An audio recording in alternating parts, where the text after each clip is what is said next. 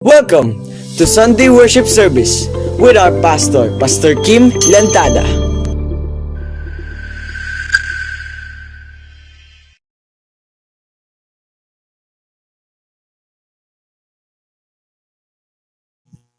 Ito po kasi yung proseso ngayon na gagawin natin, hindi lang ng batingan, kundi buong Door of Faith sa buong Pilipinas. So, unti-unti po ngayong sinisimulan ang sistema na ito o proseso na ito. Yung tinatawag nating LEAD, L-E-A-D, acronym for Leadership, Empowerment, and Development. Okay? Yan po ang ibig sabihin ng LEAD. Supposedly, i-present ko po sana sa inyo about this process. But tuloy na muna natin sa message mo. The title of this message is A Blessed Life. Pinagpalang buhay. Sino rin gusto mo rito yung ang buhay mo ay pinagpala? Of course, wala namang tatanggi dyan, mga kapatid. Being blessed is a lifestyle. Ito po talaga yung gustong buhay ng Diyos para sa atin. Hindi niya kalooban na tayo ay dumaan sa kahirapan. Wala pong ginawa ang Diyos na mahirap. Wala rin ginawa ang Diyos na mayaman. Dahil sa kasalanan, may naghirap. At meron din namang yumaman. Hindi dahil sa masama, kundi mga nagsikap, nagsipag, nagtiyaga. Kaya po sila guminhawa sa buhay. Pero sa totoo lang, isa lang ang kalooban ng Diyos sa buhay natin. Sa lahat. A blessed life. Ibig sabihin din ng blessed, pag tinignan natin sa original translation, Hebrew or Greek word, ito po yung ikaw ay may pabor ng Diyos. Yan po yung blessed life. At tinalakay ko na sa inyo, yung ibig sabihin ng favor. Yung bang hindi para sa'yo pero naibigay sa'yo. Yan po yan. Yung pabor ng Diyos. So sa totoo lang, lahat tayo ay binibigyan ng opportunity to live a blessed life. Kaya kung sa tingin mo parang hindi blessed yung life mo, huwag kang mag-alala, tandaan mo, hindi kalooban ng Diyos yan. Pwede kang makapabuhay sa pinagpalang buhay. Pag sinabing pinagpalang buhay, may kakayanan kang magamit mo yung kapangyarihan ng Diyos anumang oras para katagpuin yung mga pangangailangan mo. Yan po ang ibig sabihin ng pinagpalang buhay. Yung may kakayahan ka na magamit mo ang kapangyarihan ng Diyos na ibinibigay sa iyo upang katagpuin ang iyong pangangailangan anuman ito at anumang oras. Kung may kailangan ka ngayon, di ba, ay pwede mong maranasan at matanggap yon because you know how to use the power of God to meet all your needs. So because we are in Christ, ano po sabi ng 1 Peter chapter 2, verse 9? Unang Pedro, kabanata 2, talata 9. Okay? So dyan po, gagana yung Bible ninyo. Kunin niyo po yung Bible ninyo. Para makita rin ninyo, maganda. Ang Bible ay minamarkahan din po natin yan. Para mas madali natin tandaan yan, mga kapatid. Okay? So 1 Peter chapter 2, verse 9. Ito po nakasulat. Ngunit kayo ay isang lahing hinirang, makaharing pagkasaserdote, isang bansang banal, at taong pag-aari ng Diyos. Ito ay upang ipahayag ninyo ang kanyang kadakilaan, na siya rin naman na tumawag sa inyo mula sa kadiliman pangtungo sa kanyang kamangha-manghang kaliwanagan. Kasi niya yung binanggit dalawang salita dito, mga kapatid. Yung kadakilaan at kamangha-mangha. So bilang mga mananampalataya, bilang mga Kristiyano, tayo po ay ibinilang, isinama sa mga tinatawag na lahing hinirang. Okay? At hindi lang yon, bilang Kristiyano nakakilala sa Panginoon, tayo daw ngayon ay pag-aari ng Diyos. Can you say amen to that? Para sa ano raw ang magagawa natin ngayon bilang kabilang sa mga lahing hinirang ng Diyos at pag-aari ng Diyos. So narito tayo ay upang ipahayag natin yung kadakilaan ng Diyos. Yung mga kamangha-manghang nagagawa ng Diyos. Sa tingin mo ba, paano ka namamangha? Paano mo na ipapahayag ang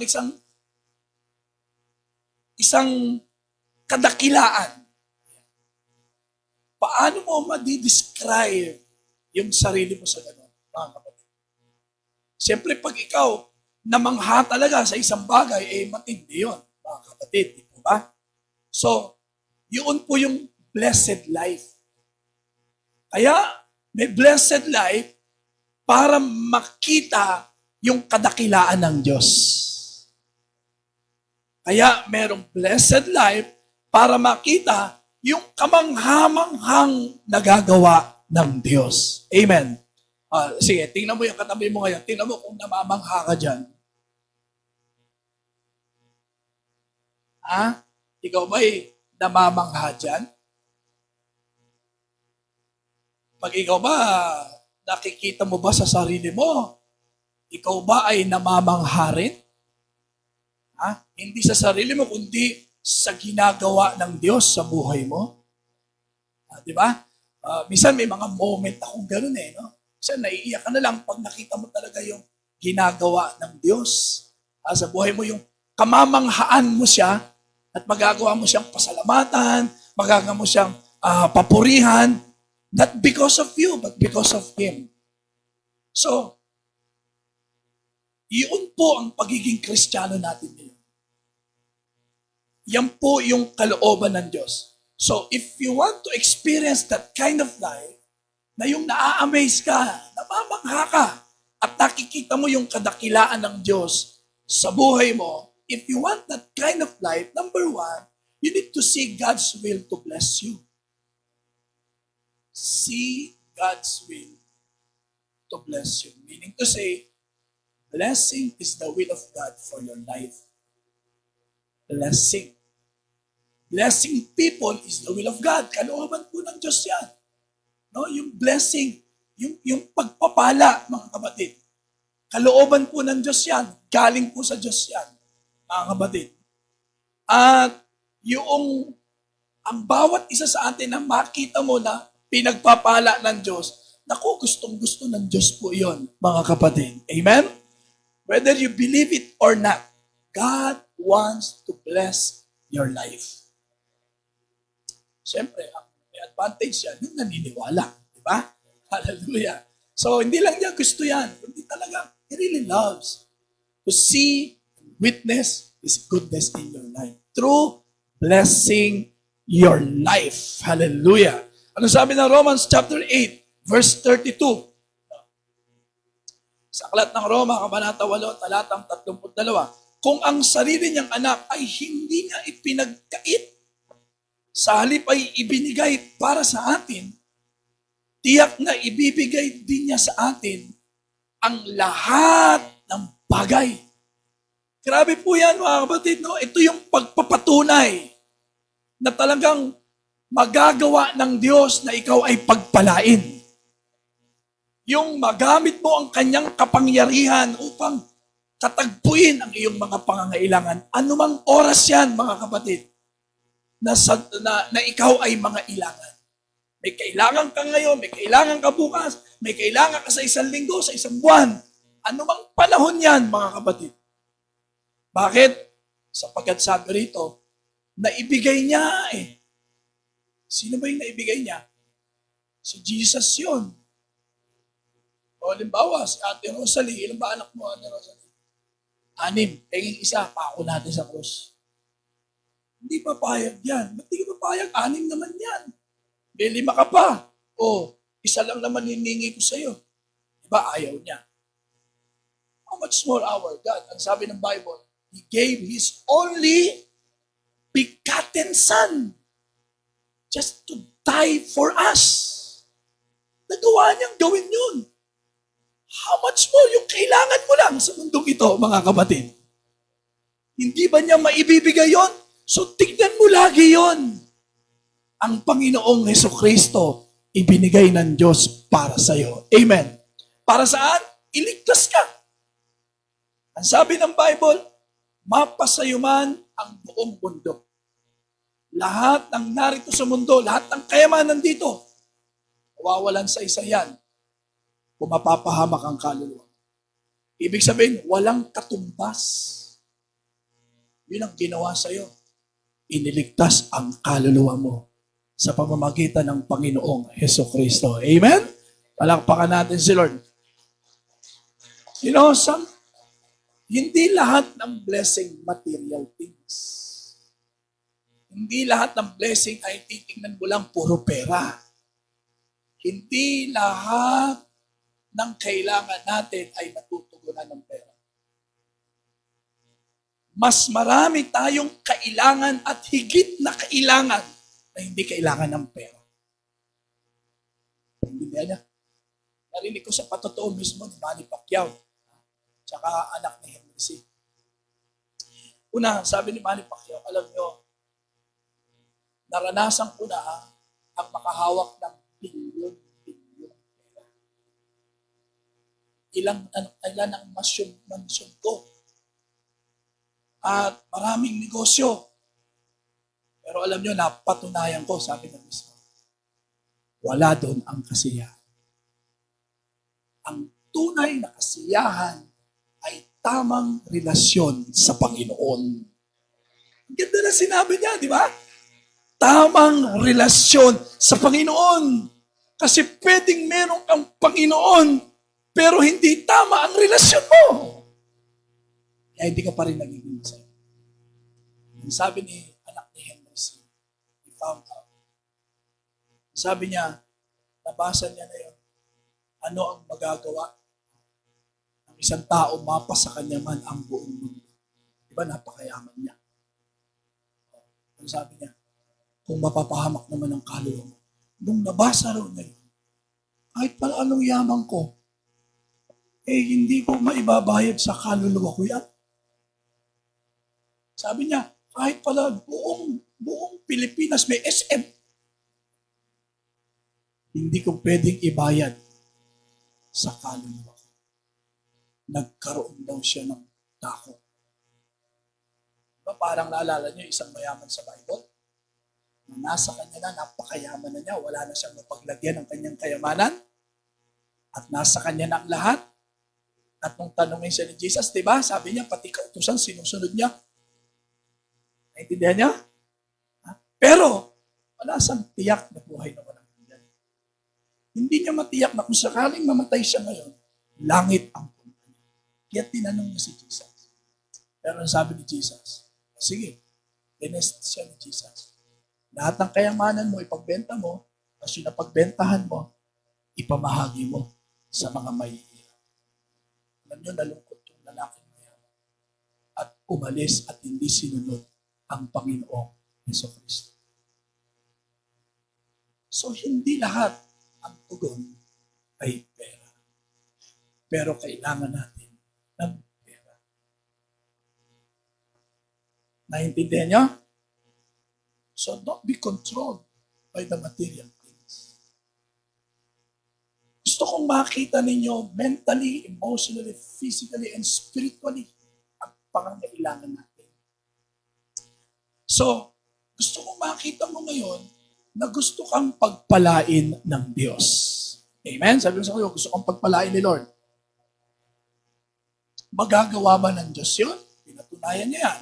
Ano rin ang sabi ng 2 Corinthians chapter 9, verse 8? At magagawa ng Diyos na ibigay sa inyo ang higit pa sa inyong mga pangangailangan. Ibibigay na yung pangangailangan mo. Tapos, sabi diyan, higit pa doon ang ibibigay sa inyo. Ibig sabihin, may bonus.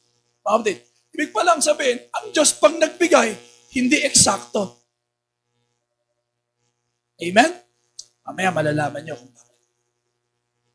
Bakit hindi eksakto magbigay si Lord? At hindi kulang. Pag nagbigay ang Diyos, sobra-sobra. Amen? Palakpakan natin si Lord. Bakit? Sige, tingnan natin kung bakit ang Diyos hindi nagbibigay ng eksakto. At ang Diyos ay hindi nagbibigay ng kulang. Bakit? Sapagkat ang sabi rito, para sa lahat ng panahon ay maging sapat kayo sa lahat ng bagay. Tugunan ang pangangailangan mo at lagi ninyong matutulungan ang iba. Kaya pala hindi eksakto, hindi lang para sa iyo. Bakit? Gusto rin ng Lord makatulong ka sa iba. Ganyan po ang nais at kalooban ng Diyos na blessing sa buhay natin. Kaya pala ang ibig sabihin ng blessed life ay ganito. Ang blessed life, masasabi mong blessed life meron ka kapag nakakatulong ka na sa iba. Hanggat para sa iyo lang yan, hindi pa blessed life yan. Looking for a blessed life. Pero kapag ikaw ay nagiging blessing na sa iba, nakakatulong ka na sa pamilya mo, nakatutulong ka na sa simbahan, nakatutulong ka na sa komunidad, sa mga kaibigan mo, hindi ka na palibre, ikaw na ang nanlilibre. Yun. Ang tawag dyan, blessed life. So, sino rito gusto ng blessed life? Number 2, you need to seek God to bless you. Again, you need to seek God, not the blessing, but the blesser. If you want to experience a blessed life, you need to seek God. Hindi yung blessing, kung hindi yung nagbibigay ng blessing. Amen? Si Jabez, marunong siyang manalangin. Kasi si Jabez, sa pangalan pa lang niya, alam na niya kung ano magiging buhay niya. Kasi in the Old Testament, ang patutunguhan ng buhay mo nakabase sa pangalan mo. Ang salitang Jabez ay hirap.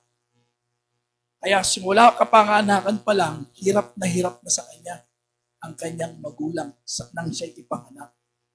At kwento rin ng kanyang magulang, hanggang sa lumaki siya, puro hirap na lang.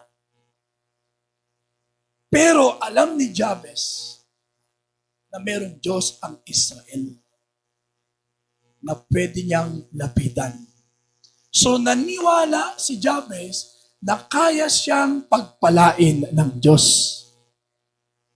So kaya lumapit siya sa Diyos at hiniling niya yan.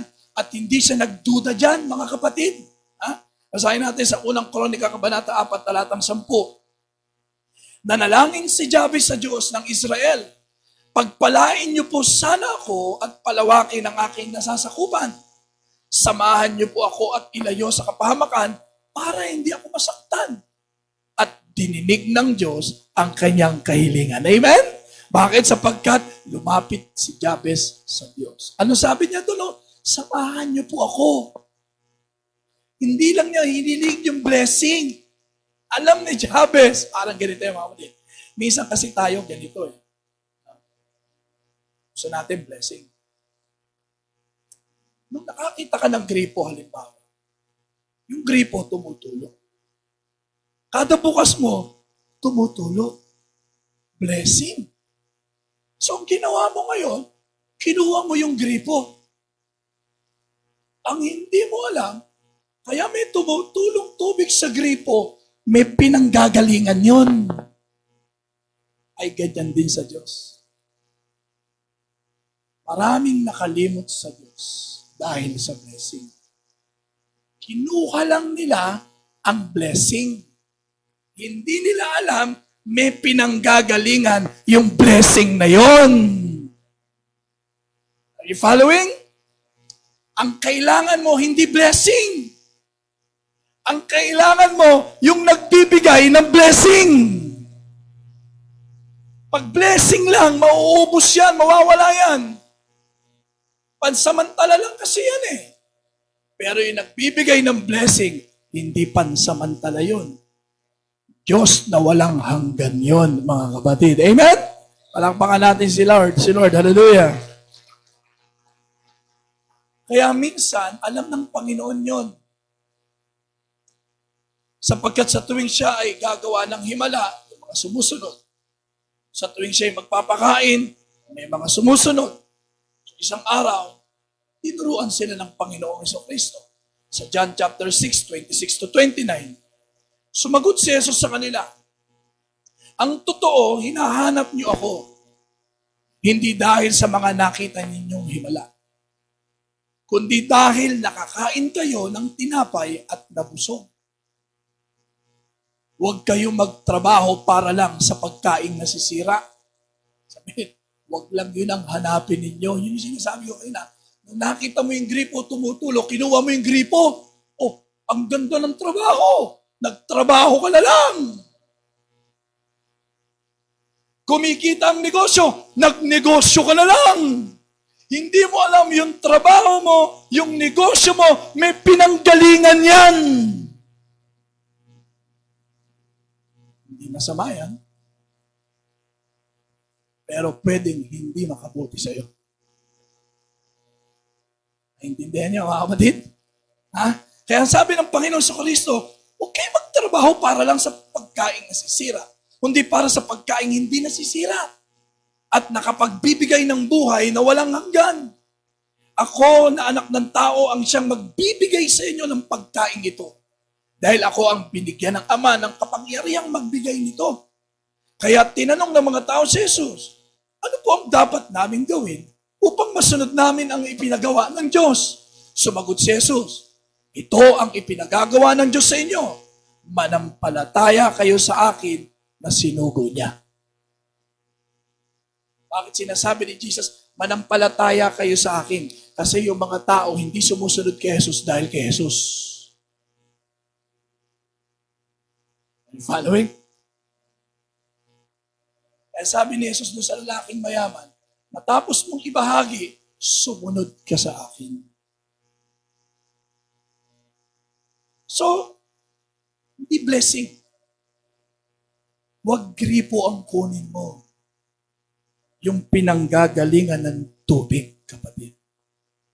Walang iba kundi ang Panginoong Jesucristo. Diba, sa Samaritana, kumukuha ng tubig sa balon. Ano sabi ni Jesus? Ang tubig na ibinibigay ko sa inyo, pag ininom mo, hindi ka na muling mauuhaw. Ang tubig na yan sa balon, pag ininom mo, uling mauuhaw ka. Kung inom ka uli, mauuhaw ka uli. Pero yung tubig na ibibigay ko sa iyo, kailanman hindi ka na mauuhaw. So my prayer for today, for all of us, we need to focus on that. Jesus is the blessing. So Jesus is enough for your life. So siya yung hanapin mo talaga sa buhay mo. So matapos na, sabi ko sa inyo, dapat makita mo kalooban ng Diyos na pagpalain ka. At pangalawa, hindi masama na hilingin sa Diyos na pagpalain ka. Sapagkat higit pa dyan yung ibibigay sa iyo ng Diyos. Bakit?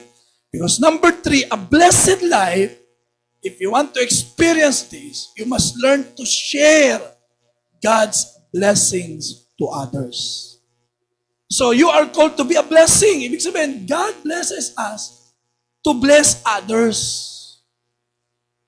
So hindi lang tayo pagpapalain ng Diyos. Ang dahilan din kaya kapag papalain ng Diyos para maging pagpapala sa iba.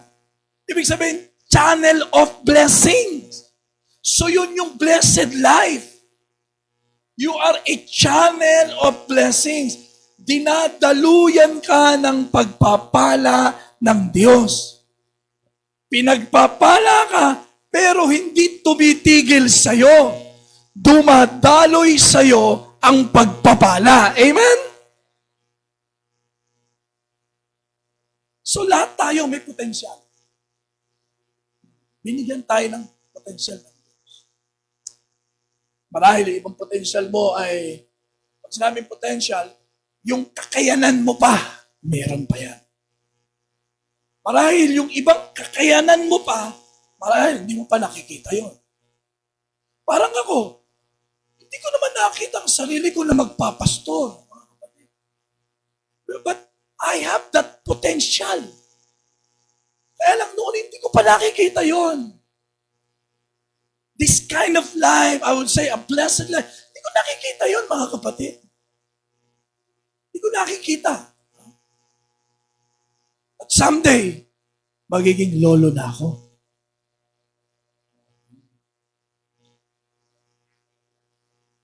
Posible pang maging kambal.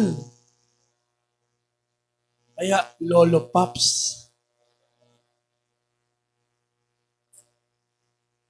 See? This kind of life. Ikaw, you also have that potential. Sapagkat kalooban ng Diyos, pagpalain ang buhay mo. Pero importante, yung relasyon mo sa Diyos. Huwag mo siyang kalilimutan. Hindi naman yung katabi. Matindi yan. Pag yan, nakarating na doon sa buhay na nais ng Diyos sa Kanya, blessed life yun. Kaya huwag kang lilihis, mga kapatid. Amen? Ba't hindi mo nararanasan yan? Kasi may sarili ka pang diskarte sa buhay. May sarili kang pamantayan sa buhay. Pero pag ang ginamit mong pamantayan sa buhay ay salita ng Diyos, tinitiyak ko sa iyo, ang direksyon mo ng buhay ay yung tinatawag na blessed life. So lakaran mo yan. Bakit? Ang Diyos ang gumawa sa iyo. Hindi ikaw. Ang Diyos ang may disenyo sa iyo. At ikaw ay dinisenyo ng Diyos a blessed life. So dapat ganun mo tignan ang sarili mo ngayon. Dahil may plano ang Diyos sa buhay mo. Sabi mo, may plano ang Diyos sa buhay mo.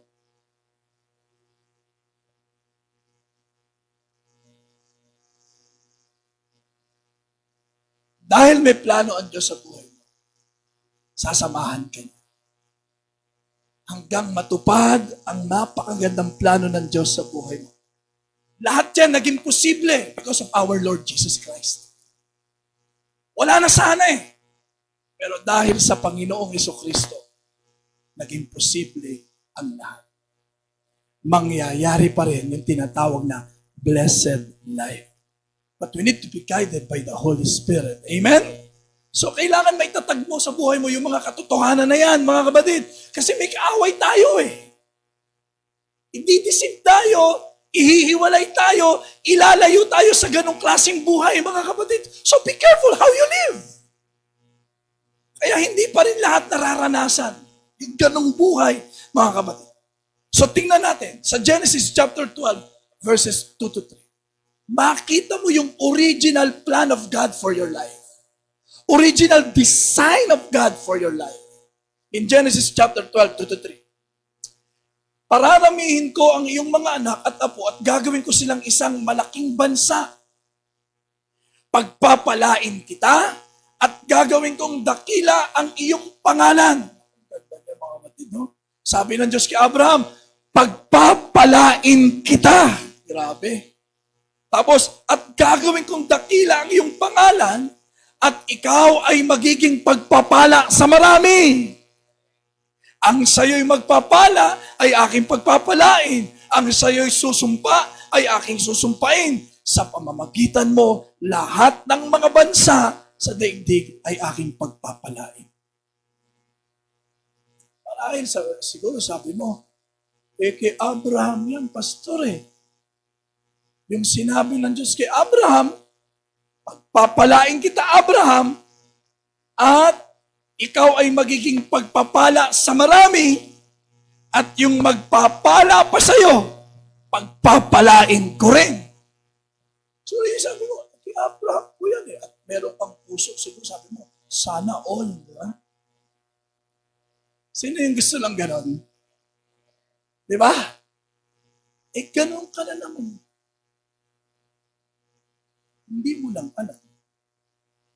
Yung gusto kong ipaalam sa'yo, na ikaw ay kasama sa ganong pagkatawag kay Abraham.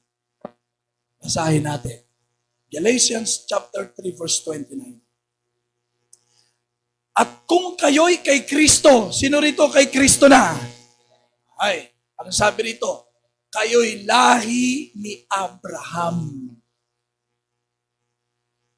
Kung kayo'y kay Kristo, kayo'y lahi ni Abraham at tagapagmana ng mga pangako ng Diyos. Ano yung pangako ng Diyos kay Abraham? Pagpapalain kita at magiging pagpapala ka sa marami at ang magpapala sa iyo ay pagpapalain ko rin. Amen? Sabi mo sa katabi mo, kasama ka doon.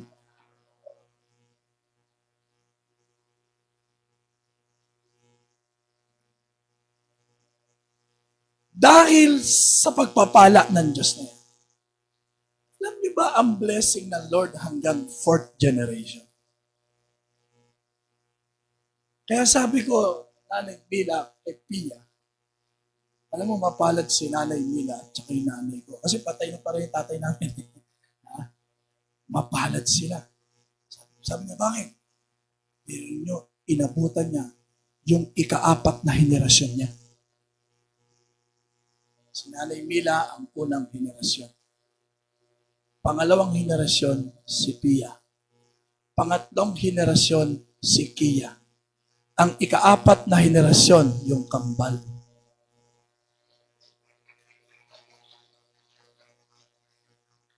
Fourth generation. Ang blessing ng Lord hanggang doon. So damay. Sabi ko sana apo ni Nanay Mila, yung apo ko. Hallelujah.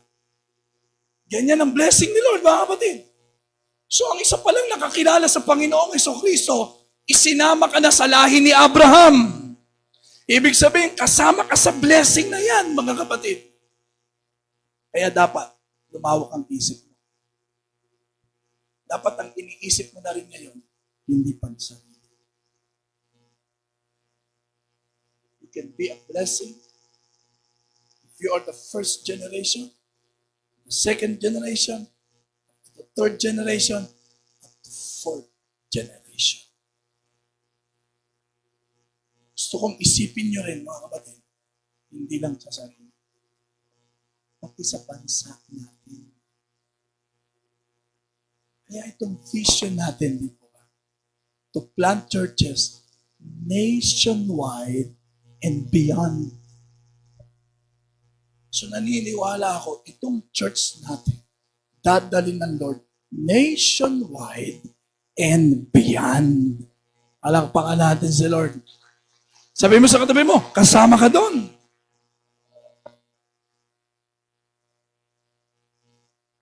That is our vision. And I want you to know that you're a blessing to our nation. Gusto ko sabihin sa iyan, dahil sa pagkatawag ni Abraham, ikaw ay isang pagpapala sa ating bansa. Mahirap, maayos ang buhay, pero magulo ang bansa natin, mga kapatid. So wag mo isipin, okay naman ang life ko eh. Di kahit magulo sa bansa. No. Tanda mo, pinagpala ka ng Diyos para maging pagpapala. So dapat maging blessing pala tayo sa ating bansa. Amen? So habang inaayos natin ang buhay natin, sa tulong ng Panginoon, naiaayos ang bansa.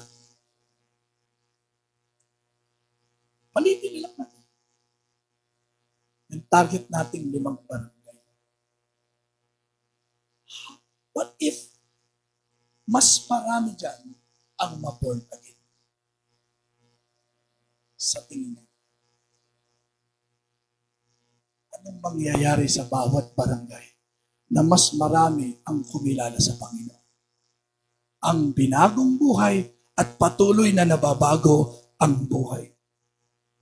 Kasi pag tayo, ang nag-iisip sa bansa, sabi ni Lord, I will bless you. Ibig sabihin, yung nag-iisip na hindi puro sarili, yun ang pagpapalain ng Diyos. Ayaw ng Diyos ng makasarili.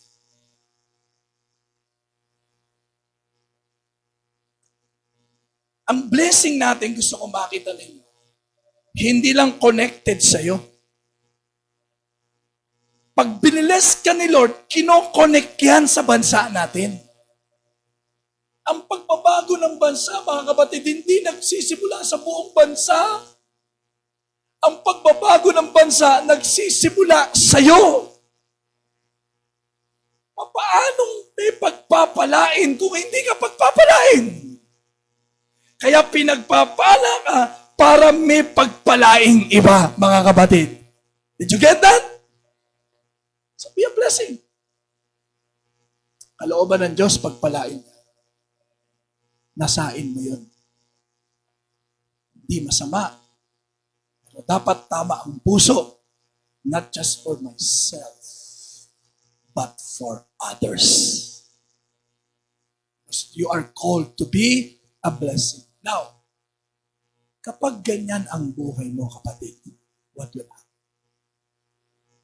If you are living a blessed life, pag sinabing blessed life, ano? Nagiging blessing tayo.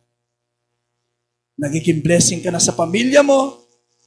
Dapat blessing ka sa asawa mo. Nagiging blessing ka sa mga anak mo. Nagiging blessing ka sa mga magulang mo. Sa trabaho mo. Sa komunidad. Saan ka man naroon. Kapag ikaw ay nagiging blessing na, mga kapatid, I'll tell you, number one, the provision of God is upon you. Yung provision ni Lord, mga kapatid. Maraming Kristiyano kasi hindi nila nakikita sa buhay nila na sila ay pagpapala. Ang nakikita lang nila sa buhay nila na sila ay pagpapalain. Hanggang doon lang. Hindi nila nakikita na sila ay blessing. Ang gusto lang nilang makita sa sarili, blessed. Not to be a blessing. Ikaw, ano bang gusto mo lagi? Tumanggap o magbigay? Baka kasi puro tanggap lang tayo. Wala tayong bigay. Kaya mapasin mo, pag ang pinag-usapan, bigay, ang lungkot mo. Pero pag tanggap, masaya tayo. Wala namang masama sa pagtanggap. Pero dapat, tanda mo, kaya ka tumatanggap para magbigay. Can you say amen to that? Sabi mo, kaya huwag ka ng palibre lagi. Subukan mo namang manlibre. Lakaran mo yung tawag mo. God will provide. So kung nasaan ka naroon, dun ka ipoprovide ni Lord. Naintindihan ninyo? Di ba ang ganda nung ang pinaghahandaan mo yung maging pagpapala ka? Hindi ka naghahanda para maging mapagpala. Hindi. Ang pinaghahandaan mo, Lord, ang gusto ko maging blessing ako. Di ba ang ganda ko ang patutuo mo pagdating sa pagbibigay.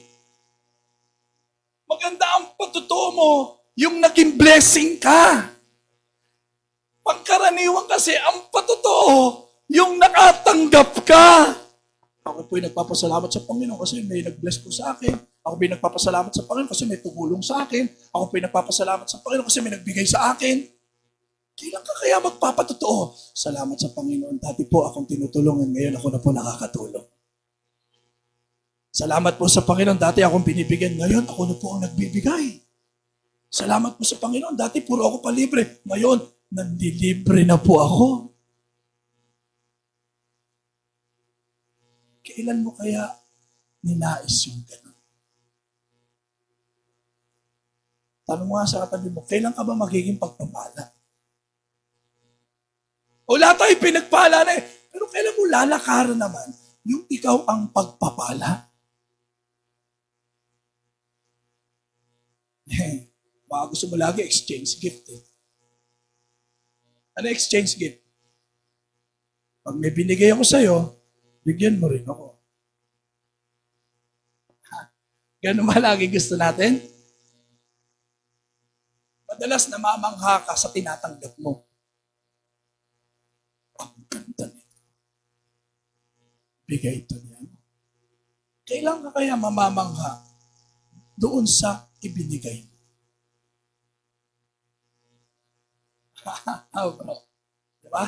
Yung bang, ang ganda nitong ibibigay ko kay Michael.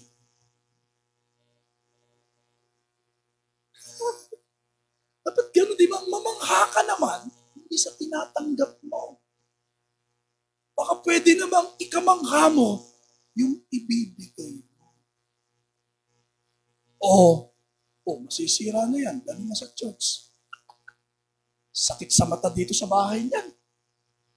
Nakakasikip na rin. So, dali mo na yun sa church. Ganun ba, kapatid? Ako, naniniwala yung blessed life. Kinamamanghaan niya yung ibinibigay niya. Ang plano kasi sa'yo ng Diyos, ikaw ang maging blessing. Yun ang plano sa'yo ng Diyos.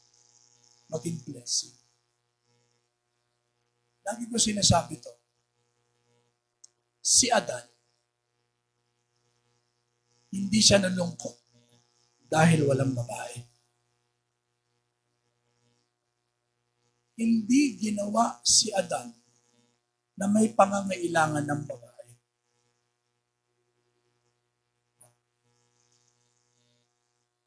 Wala sa idea ni Adan na may babae. Naintindihan niyo? Kasi siya lang yung ginawa ng Diyos. Sinabi ba ng Diyos agad sa kanya, "O Adan, may kasunod na babae"? Or, sa tingin niyo ba, may mababasa ba kayo sa Bible? Hiniling ni Adan na magpadala ang Diyos ng babae? Ba't nalungkot si Adan? Hindi dahil walang babae. Ba't nalungkot si Adan? Alam niyo yung kalungkutan ni Adan? Tayo pag nalulungkot dahil wala. Ay si Adan hindi. Nalungkot si Adan dahil meron. Anong meron? Blessing. Adam knew that he was created by God to be a blessing. Alam niyo kaya, sobra-sobra ang kagalakan ni Adan. Pero nalungkot. Sapagkat nais niyang ibahagi ang blessing, naghanap siya. Nakikita niya unggoy. Hindi siya maintindihan. Gusto niyang i-share yung human blessings. Hindi maintindihan ng tigre, hippopotamus, giraffe, elepante. Nalungkot si Adan. Sabi niya, sayang naman ang blessing. Nakita ng Diyos yun.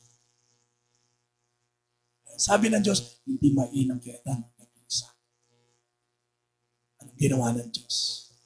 Sinabi ba kay Adan, "Adan, bibigyan kita ng babae"? No. Sinurprise siya ng Diyos. Yan ang blessed life. When God provides, lagi kang masosurprise. Kaya nang hinugot sa tadyang, hindi para tadyak.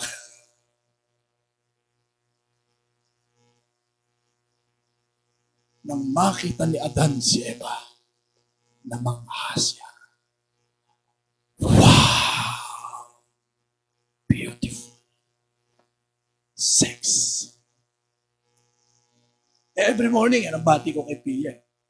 Pagmulat ko lang mata, praise the Lord, sabay, wow, good morning, Miss Beautiful and Sexy.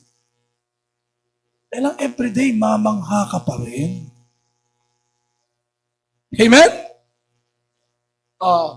Ngayon, anong ibig sabihin nun? Si Adan, binigyan ng babae to be a blessing. Dapat kayo mga asawa na lalaki, maging blessing kayo.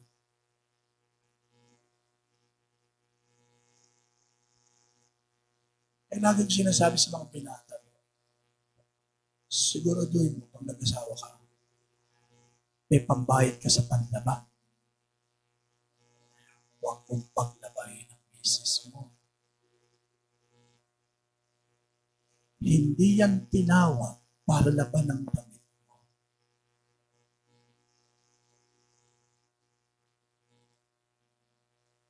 Bago ka mag-asawa, maghanda ka ng pambayad sa maglilinis.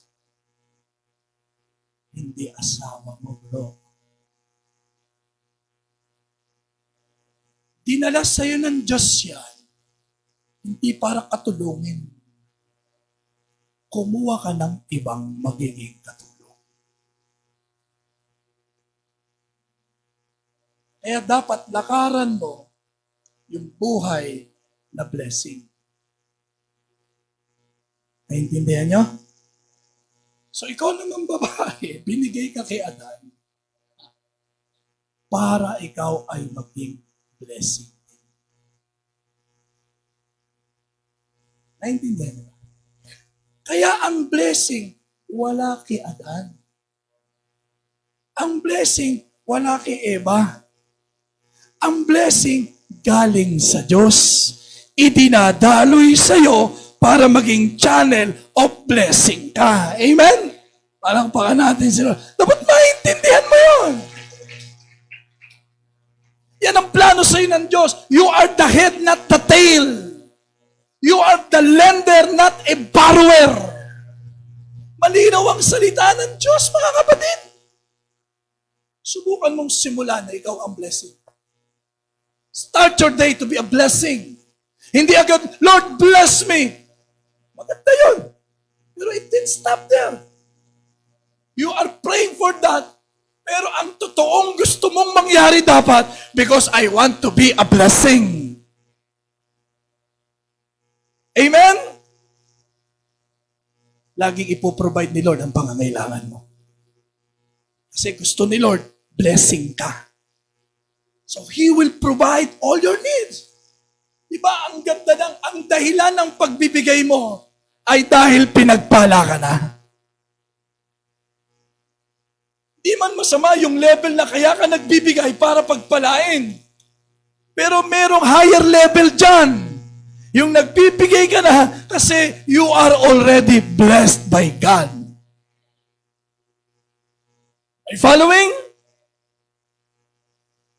Ngayon, bakit hindi ka nagbibigay? Kasi iniisip mo lagi, gipit ka. Lagi mong iniisip yun. Poverty mentality.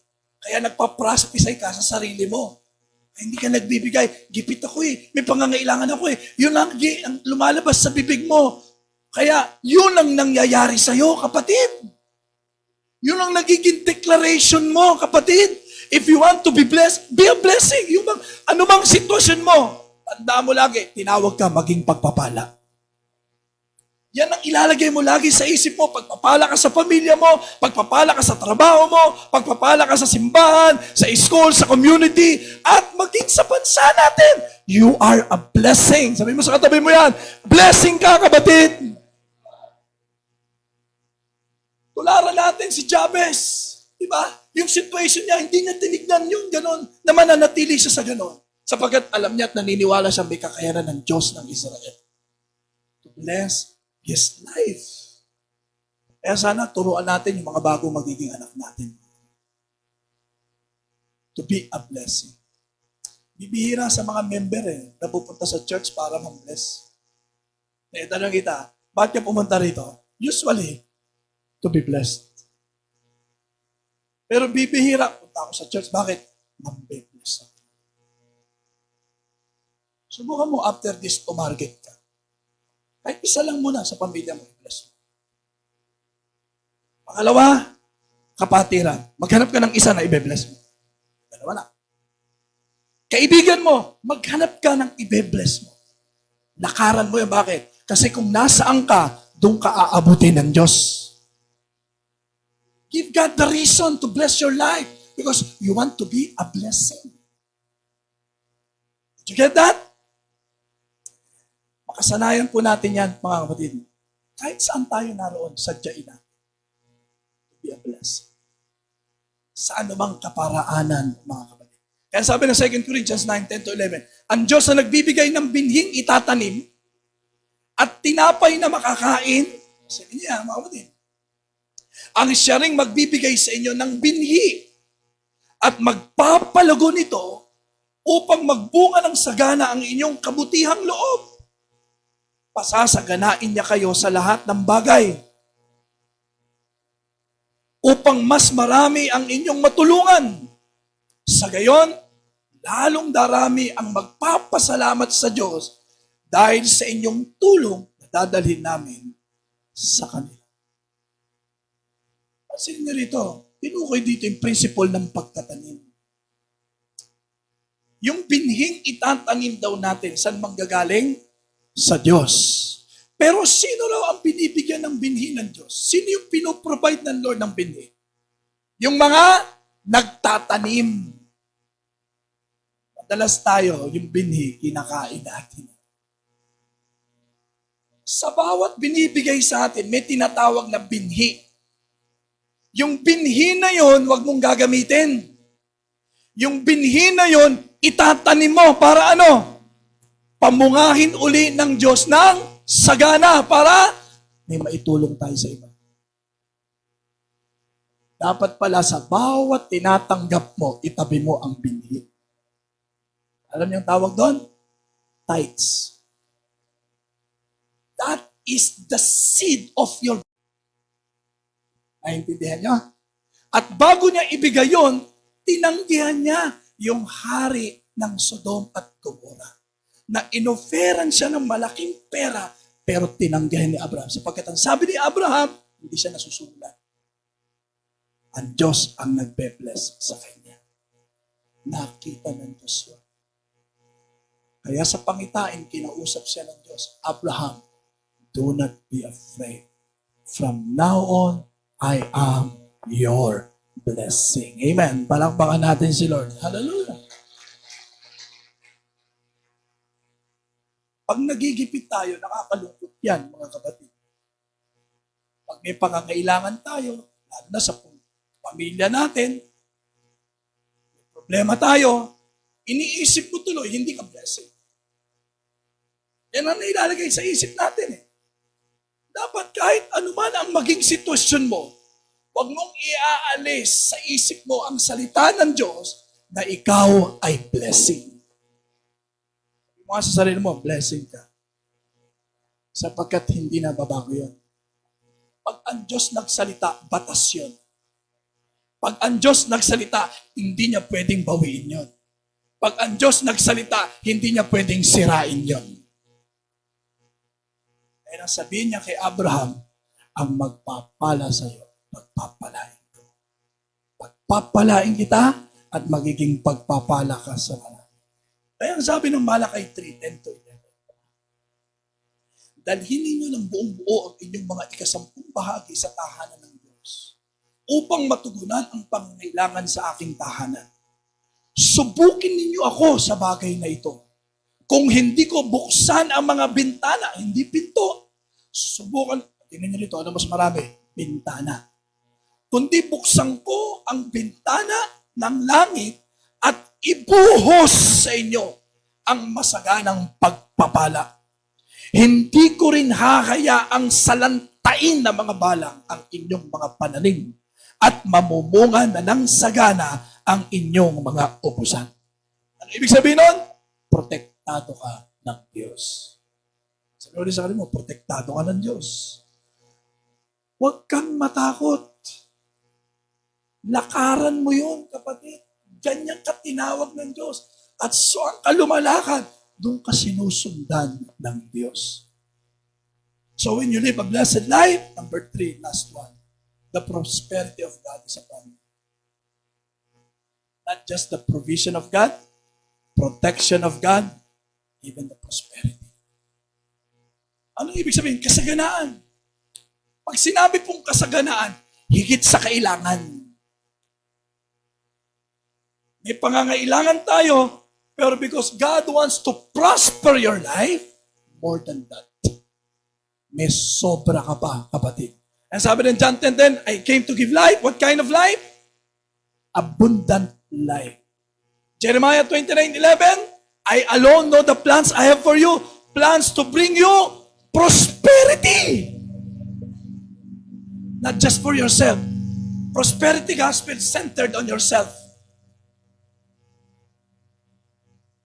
But the right prosperity is not centered on yourself. Centered on the purpose of God for your life. And the purpose of God for your life, to be a channel of blessing. Lakaran mo yun, kapatid. Kung babasahin po natin ang Bible, maraming klaseng giving yan. may tinatawag pang sacrificial giving. Pag sinabing sacrificial giving, yung para na sa'yo, ibinigay mo pa. Ganyan ang ginawa ng Diyos sa atin. Sacrificial giving yun. Our Lord, Jesus Christ, mga kapatid. Nakakatawa eh. Kung merong water baptism, merong wallet baptism. Ano yung wallet baptism? Pag baptize ang wallet mo, hindi mawawalan yan. Sabi na iba, simula nung nag-asawa ko, nawala na ng laman yung wallet ko. Hindi totoo yun. Nawawalan yan kasi sapat-sapat lang para sa pamilya mo. Ang blessed life, prosperous life yan. You will become a blessing. Matuto lang kayong magtanim. A cheerful giver is not a tearful giver. Because God loves a cheerful giver. Not a tearful giver. Lord, ito na lang. Ibigay. Gusto ng Lord, masaya mong ibinibigay yan, kapatid. Kaya kapag tayo, pansin niyo, tumatanggap, tuwan-tuwa ka, di ba? This time, ikatuwa mo na kapag nagbibigay ka. Amen? Palakpakan niyo natin si Lord. Sana makakita tayo ngayon na ang mga nagbibigay, masaya. Sabi mo sa katabi, masaya ka ba? Maganda yung na-amaze ka, hindi sa tinatanggap mo. Ma-amaze ka sa ibinibigay mo. Sino kaya dito yung makikilala ka ngayon dahil sa pagbibigay? Not just for yourself, pero para ipahayag ang kadakilaan ng Diyos at kamanghamanghang bagay na ginawa ng Diyos. Sino kaya dito yung makikilala ka sa pagbibigay? Hindi yung, yan na naman, sihingi yan, sihingi. Di ba maganda yung, ayan na, magbibigay yan.